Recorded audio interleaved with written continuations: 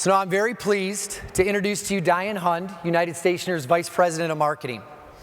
Diane's going to talk about some major market shifts, share some insights, some key insights from our most recent market research, and talk about what this all means to your business. So please give a warm welcome to Diane.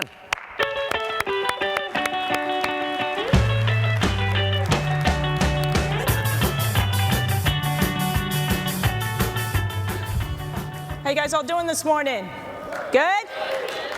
Good? This is a big moment for me here, just a second. Okay, separation anxiety. All right, I am ready to get started, and Scott is right. We're going to talk today about your customer. I thought I'd actually start by just capturing 3 things I heard Jeremy say that really stuck out to me. And from my introduction, you know that I'm in marketing, so I'll tell you the number 1 thing I heard that was really cool is he said, marketing's where the party happens. Woo! That's good. So all my marketing people, you made the right decision. The second thing he did was confirm to me that the Dutch are indeed crazy. And then the third thing is I obviously don't drink nearly enough Red Bull. All right, but let's get started. We're going to talk a lot about the customer. It's a great place to start. We're going to talk about your customers. We've done a lot of research, so I'm going to share some of that with you. I'm going to share lots of research findings, some of it quantitative, and I'll give my appropriate disclaimer when we get there, and some of it's just my opinion, and I'll give that appropriate disclaimer when we get there too. And I'll also say that some of you have heard me talk before, and I'm probably going to say a lot of things that you have heard me say before. But for most people who are in marketing, you know the rule of 3, and the rule of 3 is if I say it 3 times, you'll remember it, so I think I'm still ahead of that, so I think we're doing all right. Okay, so let's jump into it. We're going to talk about, wait, I think, I'm trying to figure out why the slides aren't advancing. It's because I'm supposed to do it and it's in my pocket. All right. All right, so we're going to talk about 2 major shifts. And a lot of the things that Jeremy already covered have a lot to do with these 2 things. The thing about shifts is shifts are here to stay. Shifts don't go away. We're going to talk about trends too, and trends, they come and go. Trends are reactions to shifts. But shifts are the foundation. And if you don't adapt to a shift, you die. Blockbuster didn't adapt to a shift. They didn't adapt to the technology shift. They died. Kodak didn't adapt to a technology shift. They're almost dead. And then you think about the shift in our generations, a millennial shift. When I was a kid, one of the coolest places to go buy clothes, there were actually 2. When I started going to college, Zara wasn't around yet.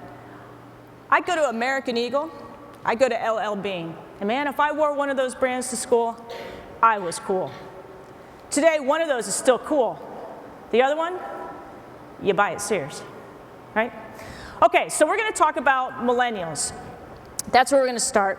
And I always like to get to know my audience a little bit before I start a presentation. So I'm going to ask my friends in the back to bring up the house lights just a little bit so they can help me when I go through this exercise with you. We're going to get an idea of the age generations we have in this room here today. We're going to spend a lot of time talking about millennials, but I want to know how many people out there are baby boomers. So by definition, baby boomer isn't somebody aged 49 to about 65, maybe a little older. Show of hands. How many people there are? Wow. Wow, we've got a lot of baby boomers in here. Whew. There's the millennials, but we're going to talk about that in a little bit. It's a problem. Generation X, that's me. Generation X, age 36, 48, show of hands. How many people? Okay, not as many. It's all right. We're the cynical bunch, so I'd rather talk to the baby boomers and millennials because they'll laugh at my jokes. You Generation Xers tend not to. All right, let's get to the real crux of it. The millennials, these are people aged 18 to 35. And I'm actually going to ask those millennials in this room to please stand up. Wow. Okay, can everybody give them a round of applause? You know why we're doing that? Thank you, millennials. You can sit down. These guys love positive recognition. Thank you, millennials. We appreciate you being here. It's wonderful that you could join us. All right, so when it comes to millennials, some of you may be thinking, what's all the big deal about? We go through generation shifts all the time. Why is the millennial one that much more relevant? Okay, check out the graph. The graph shows you the number of people born each year, and it shows you over time how that's changed, and I've kind of color-coded it to help you locate your baby boomers, your Gen X, your millennials. And if you look at that graph, and you look at where I've put the bracket are the people who are in the workforce today, roughly. And you'll see that it starts with that baby boomer, goes into Gen X, and then there's the millennials. Well, those of us in Gen X, man, when we started working, we kind of like trickled in. Nobody really even paid attention. Here come a couple Gen Xers. But we get some millennials. Look at how many of them are coming in, and they're surging in. Every year, that massive shift of chunking that down one more, and all those millennials needing a place to work. Well, when we started to recognize this was going to be a phenomenon back in about 2006, everybody was okay with it. Because back in 2006, we all thought, you know, this is going to work out because the baby boomers, they're actually like healthy and wealthy, and they're going to retire early. And that's going to open up all these opportunities for millennials to come in and get those jobs. Well, then what happened? Oh, the recession hit. All of a sudden, all those baby boomers, they lost their investment, their property value went down the tubes, and now they're still working, and darn it, they're clogging it up, and these poor millennials can't find a place to go to work. So it's a problem. But the amount of people coming in from millennial is what's causing you to take notice, because we're going to talk about how the millennials are different in the way they want to go to market. So I'll start with just a couple common things you hear about them. Millennials, they're great multitaskers. I hear that all the time, right? Yeah, you guys aren't really multitaskers. The only thing that can actually multitask is a processing computer. But they're just wicked fast. They can go from one technology to another technology incredibly fast. And it gives them the appearance of multitasking. It's almost as good as multitasking. They're highly confident, upbeat, positive, despite the outlook. As I mentioned before, they're having a hard time finding jobs, and it's hard. This is actually, sorry millennials if you've never heard this before, I don't want to bring you down. They're actually the first generation that's not going to do as well as their parents. That's tough. Actually, let me ask this question. Show of hands, how many of you out here have a millennial, that's somebody aged 18 to 35, living in your house with you now? Okay, ladies and gentlemen, those are the people who need a round of applause. Can we just, that's where the struggle is. They yearn for the meaning of it all. And I have kids, I know this, and I know that I was guilty of doing this too, and those baby boomer parents, you know those kids when they're about 3 and they're riding in the back of the car and they're sitting in the car seat, you're going along and you're just trying to reflect on the day and they keep asking you questions. Why, Mom? Why? Why? Well, those baby boomer parents, they answered them, like every time.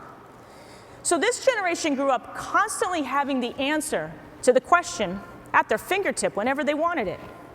And as they've grown up, their parents have gone away and been replaced with another handy device.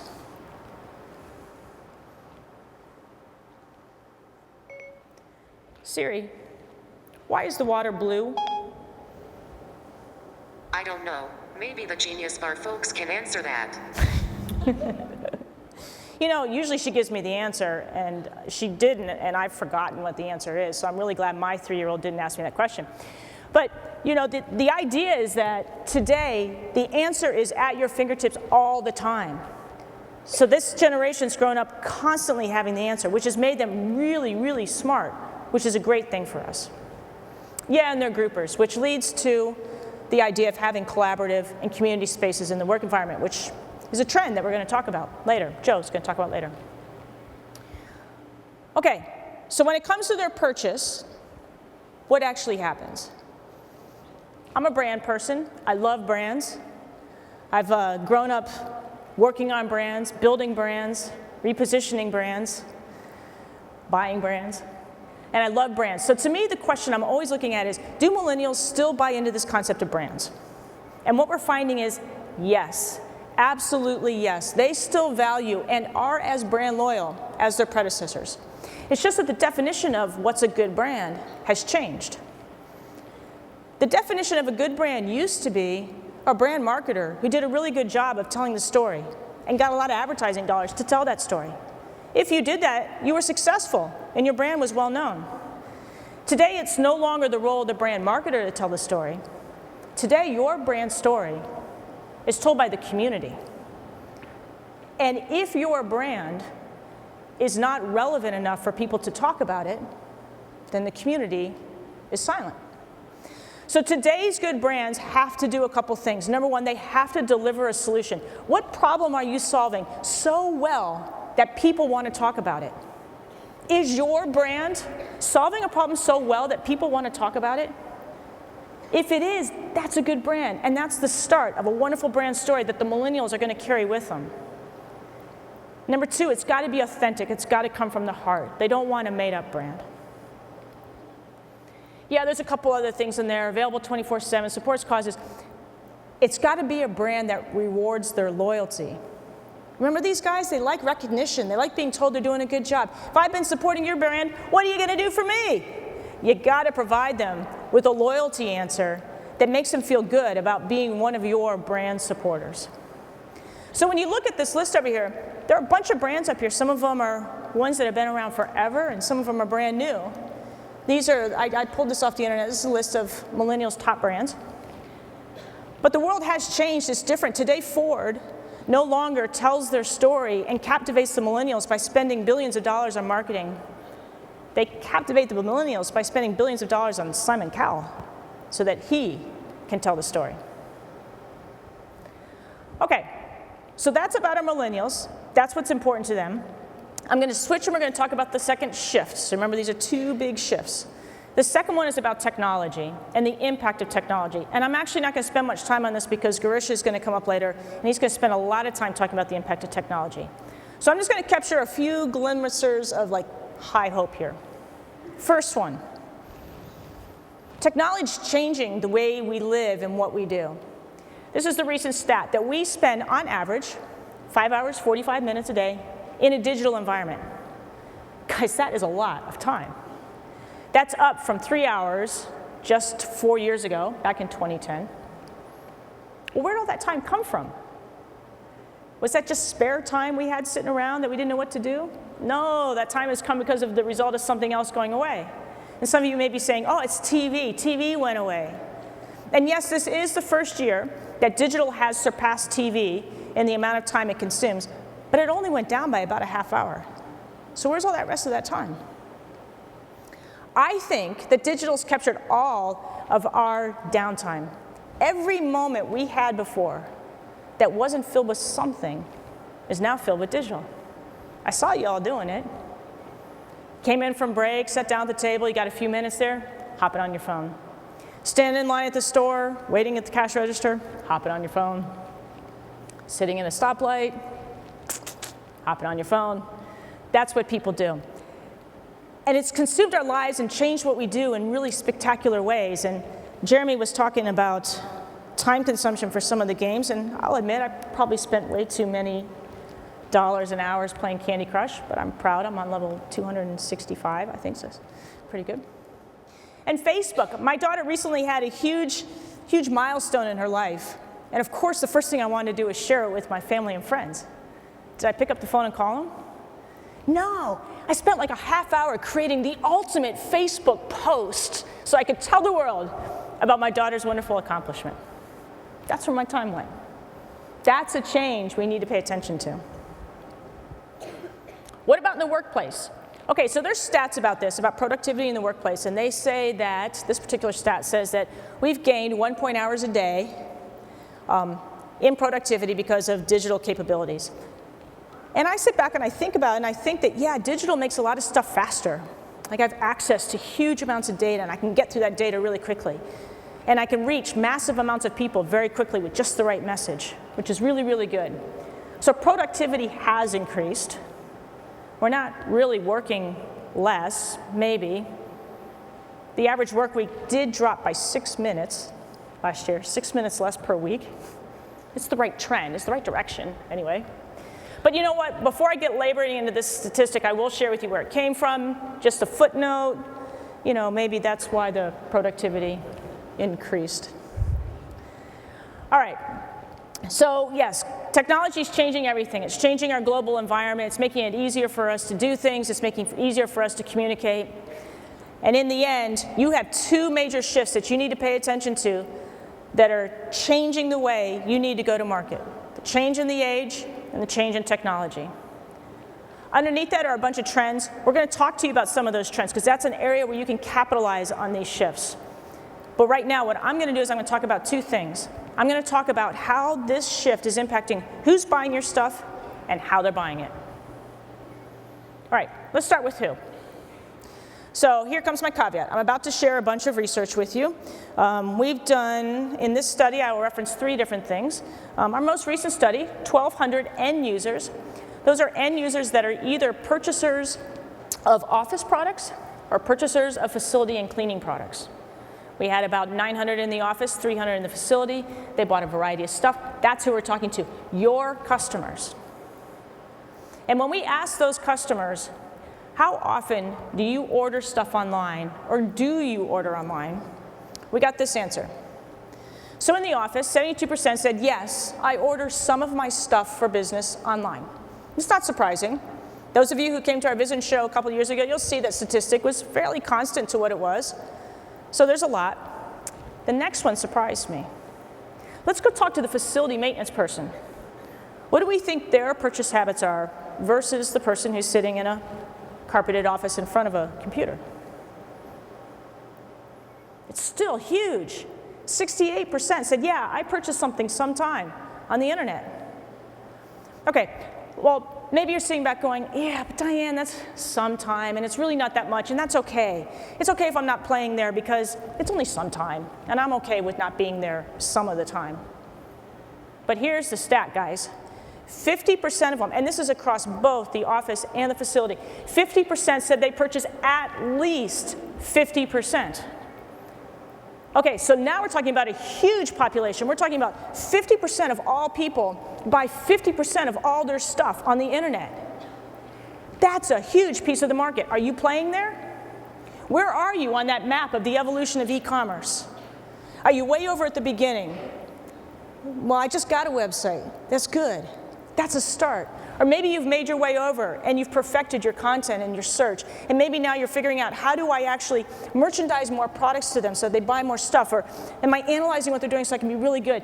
You never can stop. You have to keep evolving. So you've got to get on that continuum somewhere, or you're going to miss that 50% of 50%. All right, let's talk about who is making the purchase decision. So again, we were talking to your customers. And we asked, who's making the decision? Now, if you remember in the olden days, and here, when we did this stat, we did it back in 2012, and we did it with carpet people. So I'm going to reference the purchase decision that's made in the office, although I will tell you we found surprising similarity across both platforms. And so my guess is when we repeat this study and ask facility maintenance managers, we're going to get a pretty similar answer. So we asked people in the office, are you empowered to make your own decision about purchasing office products? 70% said, yes, I can choose where I get to purchase my stuff. That's a lot of people with a lot of power. Remember in the olden days, you had a woman, she sat at her desk, she had this big catalog on her desk. And she ruled the office products purchase. She was the master. If you wanted something, you went to her. Flipped through the pages, found it, picked it out, told her. She picked up the phone, called you, order came in. Today, that's not the case. Now, somebody sitting back in their office who knows how to access the internet is free game. They're still buying the same stuff. You just got to find out how to market to them. And oh, by the way, most of you in here sell to smaller and medium-sized businesses where this problem is just a little bit worse. It's not as rampant in a larger office because they have purchasing processes that help control it to some extent. So making sure that you're capturing that market share should be top of mind. So let's talk about the difference in how you market to that person who sits there with the catalog on her desk. I'm going to call her my order aggregator because she aggregates all the orders. That's what she does. We love her. I love her. And as a marketer, I love marketing to her. And I have tons of opportunity. Look at all these places where my brand touches her. My salesperson calls. Maybe I call her on the phone. I send her a catalog. I send her flyers. Maybe I'm even sending her emails. My delivery guy shows up, this guy's name on the jacket, opens up the box, it's got my brand on the outside. Yes, thank you, United, for box branding. That allows me to do that. Maybe they saw my truck in the parking lot, invoices, maybe they go to my website. Tons of opportunity to market to her. We love her and she loves us. Okay, let's talk about the other person. That person sitting in their cube who's also empowered to buy office products. There he is. Does he look familiar? I have a couple of those in my office. You know, I actually think that community spaces are responsible for the success of Dr. Dre headphones. You guys heard me say that before. Anyway, let's look at this guy. This guy doesn't see any of that stuff. This guy doesn't see your brand. You're lucky if the box that you ship it in actually makes it to his desk. It probably doesn't. Maybe he saw the truck driving outside that had your brand on it. But he probably didn't see it because he was probably texting while he was sitting at the stoplight. Truck drove right on past, he didn't see it. So, how do we influence those people? That's going to be a big question. All right, one more stat on how they buy, because in reality, online's not the only one, so let's keep track of some of these other things. I told you before that 70% or so is bought online, or 70% use online. This actually is how many times you use that, not how much of your purchase goes through that vehicle. There's other stuff going on. There's phone, email, fax, store. Again, office purchases and facility purchases seem to have a lot of similarities. Those graphs look almost exactly the same. All right, so I'm going to take you on a journey. So this research here, we asked the customers specifically to tell us about the very last time that they purchased, and this was an office product. Tell me about the last time you purchased an office product. Where'd you go first? 50% said, I went to the internet. First thing I did, I went to the internet. 20% said, well, I opened up my catalog, or I got on the phone. 23% went to a store, because they had to have it right away. We're going to talk later. You guys can meet that need even if you don't have a store. And 7% did something else. I don't know what they did. All right, let's see how well you guys did. Of the 20% who went to the catalog, we did a really good job. 20% said, I bought from my preferred supplier. Well, your chances are really high because your name's on the catalog. Your name's there, your phone number's there, you got the call to action, boom, you got the sale. That's good. Problem is, the number of people using that catalog continues to decline every year. But you got them, so that's a win. What about the people going to the store? Did you get them? Probably not. Most of you don't have a store. Some do, most don't. It's not the storefront, it's convenience. That's the need that they're looking for. How do I fulfill the need of convenience? And darn it, you guys can do that.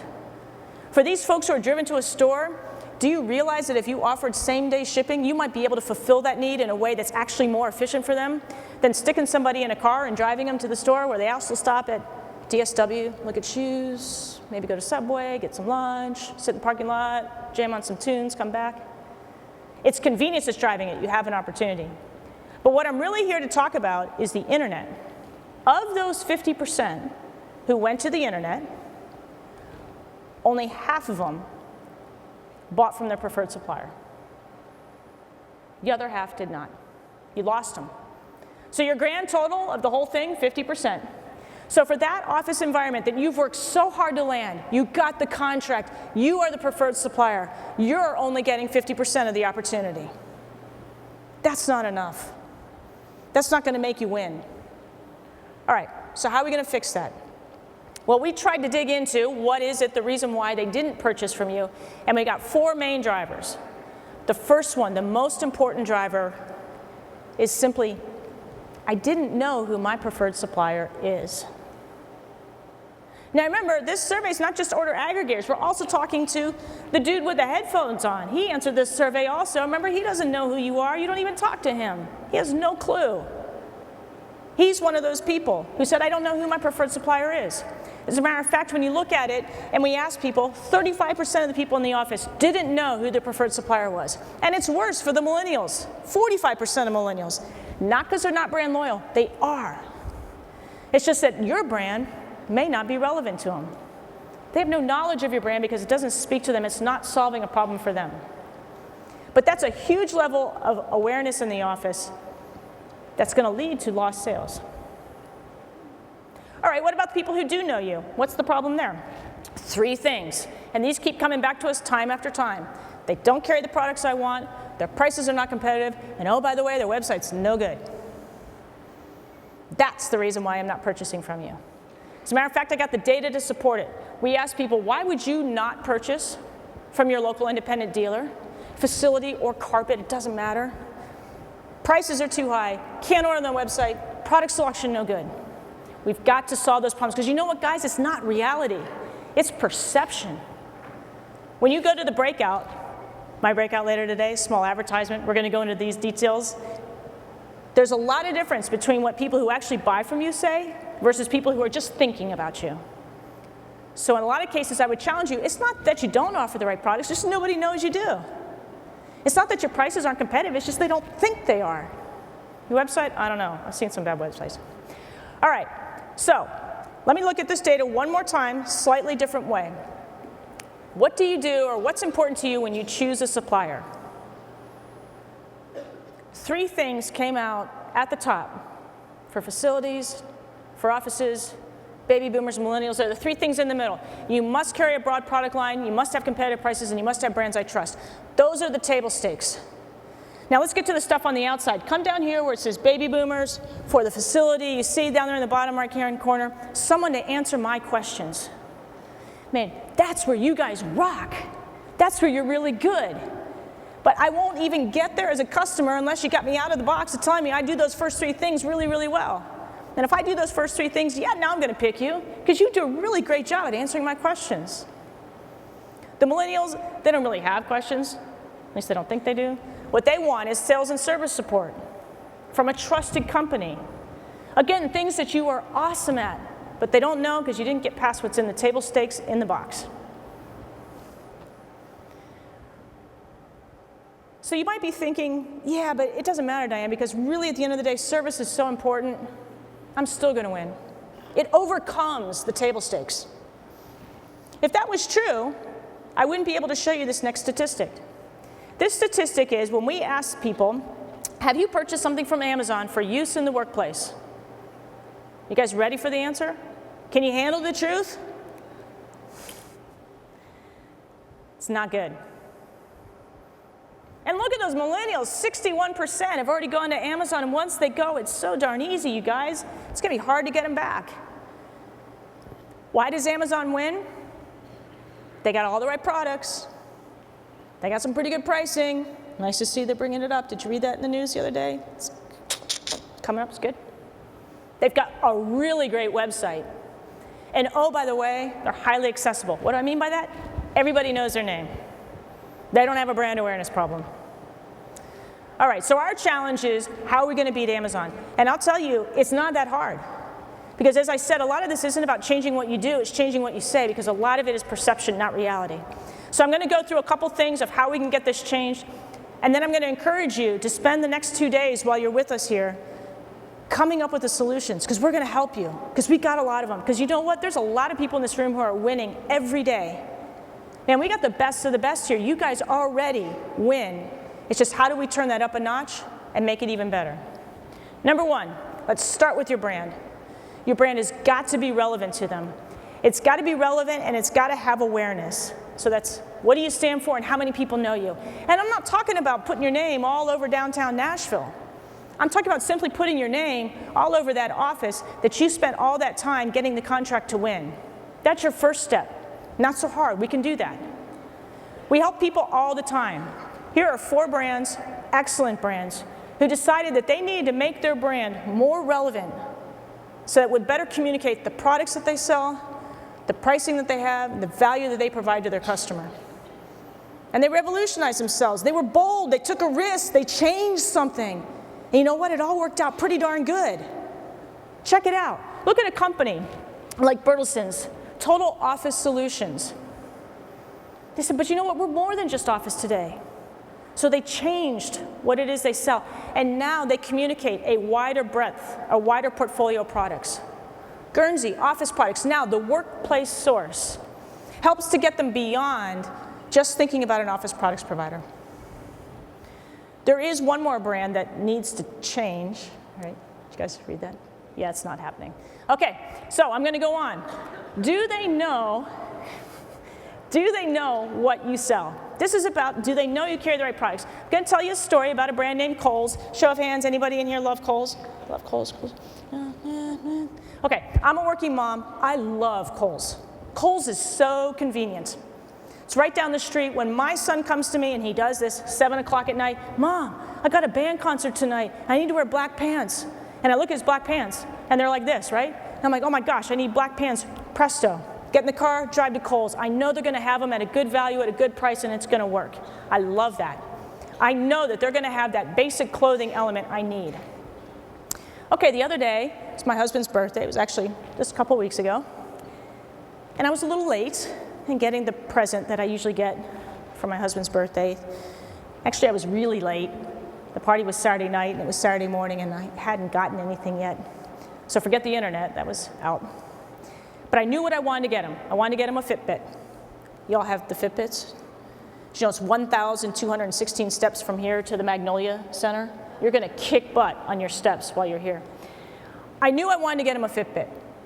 And I was pressed for time, but I knew that the only place I could get that Fitbit was at the Best Buy, which is 8 miles away, hard to park, gonna have to park way far away and get out, go into the place, and I don't like it, it's a little loud. So that's where I went. But you know what? I found out after I got back, Kohl's carries Fitbits. I didn't know that because they didn't create this ad telling me that. They just ran an ad telling me that they sold clothes. I already know they sell clothes. Why do they keep telling me that? They should tell me, darn it, that they sell Fitbits. Because they do. So I didn't know what the capabilities were, so I drove right past them. Didn't even give them a second chance. What about your pricing? It's not about the lowest price. As a matter of fact, in our research, we constantly ask people, do you want the lowest price? And you know what they keep coming back and saying? No, I just want a competitive price. Your price is not just a dollar amount. Your price is something that equates to the value that you provide. And you get extra value for doing stuff.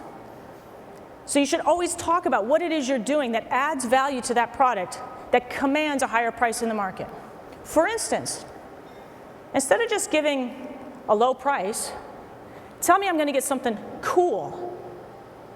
Because now I'm getting two things. I'm getting a product and I'm getting cool. Worth more money. What about on the cleaning side? Don't just tell me you've got thrifty products. Tell me you've got green and thrifty products. Now I'm getting a low price and I'm getting green. That's cool. That communicates your value.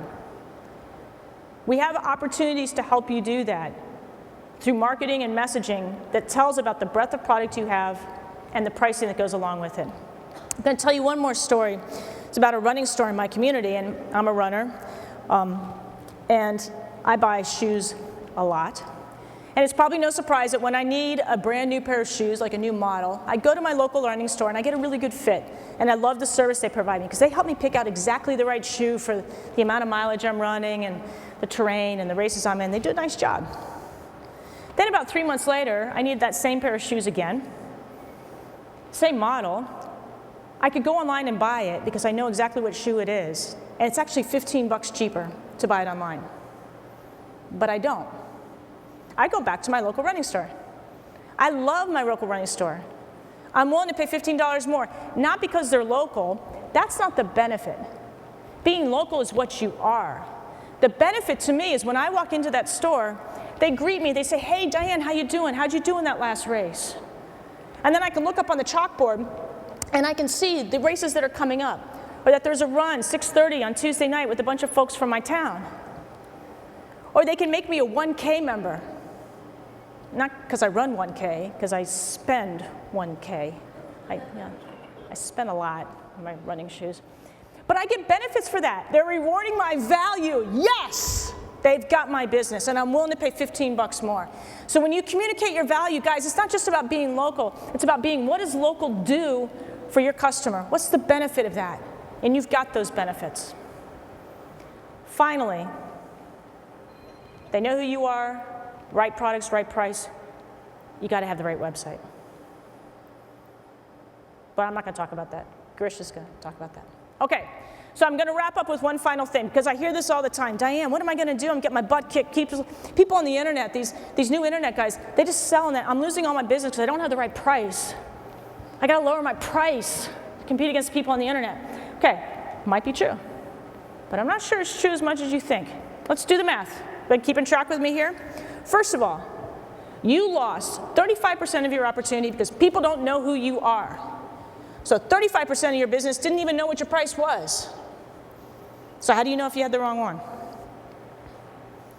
Another 50% tried to find that item, but they couldn't find it online. You either didn't have a website, or your website wasn't good enough, or they just didn't like the website so much they bolted. You're now up to 85%. 85% of your opportunity gone, and it has nothing to do with price. Then you get down to the other two. Yeah, are you considered for that product? Are you messaging on the breadth of your product portfolio? And are you messaging on the value that you provide? And once you get to that point, yes, let's get you a price in line with the value that you provide.